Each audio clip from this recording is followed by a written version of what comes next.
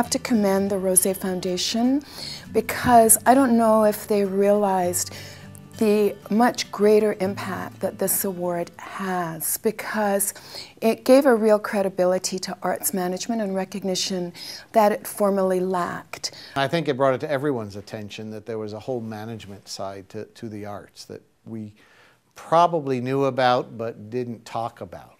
It was like a dirty secret or something. Arts management is a very specific profession, and there is not a real understanding on a broad level of what that actually means. It's incredibly stimulating, it's incredibly hectic. I think that you have to have multiple skills and be involved in multiple communities.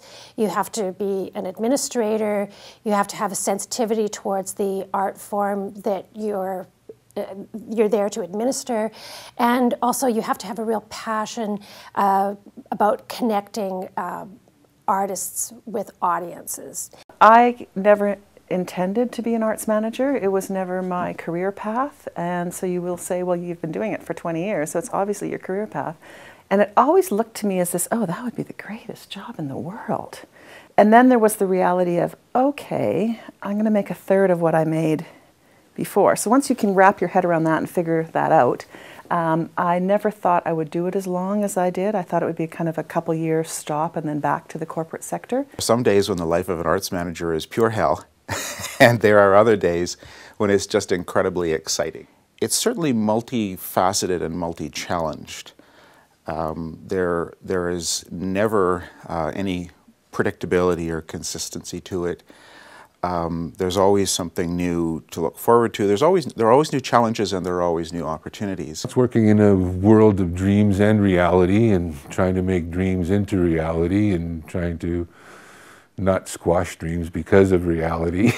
So it's sort of straddling that thing. It really is a very satisfying thing, because what you actually are dealing with is people's visions, people's arts, the intangibles of the world that are hard to explain to people, why you need the money to actually put this on. What's the return on investment? You're dealing with all those questions. For us, it's just what we do. And you, I think, have to be really ready for anything, because anything can and does happen in your day. One of the things about arts management is that it's frequently the only person within the organization who does just that. There's an important intermediary relationship between board and staff and supporters and customers and subscribers or ticket buyers or whatever. And there aren't very many times when that solitary arts manager person has much peer contact, or when you do have that kind of contact, it's superficial. So my point about this is that it's sometimes hard to know whether you are actually doing an okay job in that kind of position. No matter what you say, an arts manager, a huge part of your job is fundraising. And fundraising is a sales process, and it's building relationships. And so it's been very rewarding. It's very challenging. There's moments where you just think, oh my God, I can't do this anymore.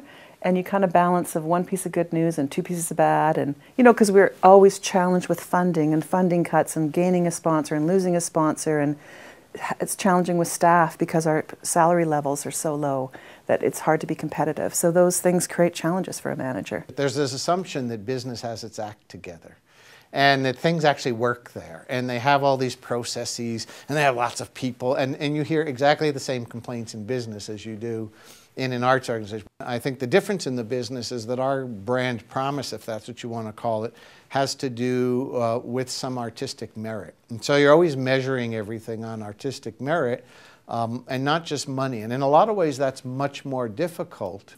But given that my background was not in kind of general management, but in fact was in branding and marketing, I was always involved with those two things, because in fact, the sales force just wants to make money.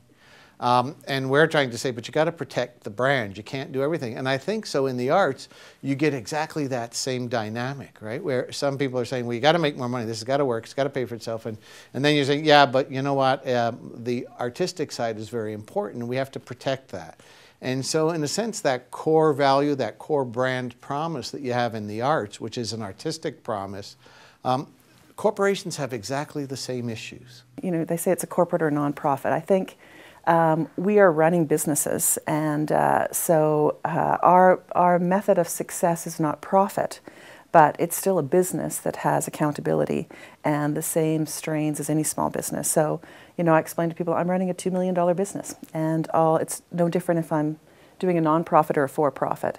Arts management is an incredibly fulfilling line of work to be in. The kind of people that you work with in the arts is wonderful, creative, smart people. So every day there's a lot of joy in every day, and there's a massive amount of work. You sit in the studio or you sit in a theater and you see the reaction and how you're changing people's lives, and a little kid that takes a bursary that's never danced before. You know, all those things make it all worthwhile. There are many people that get up in the morning and they hate to go to work. And I'm a blessed man because I truly love my job. Doesn't mean there's days I don't want to go in. We all have those. But to have spent 30 years in a career and have the joy and fulfillment, there's no life like it.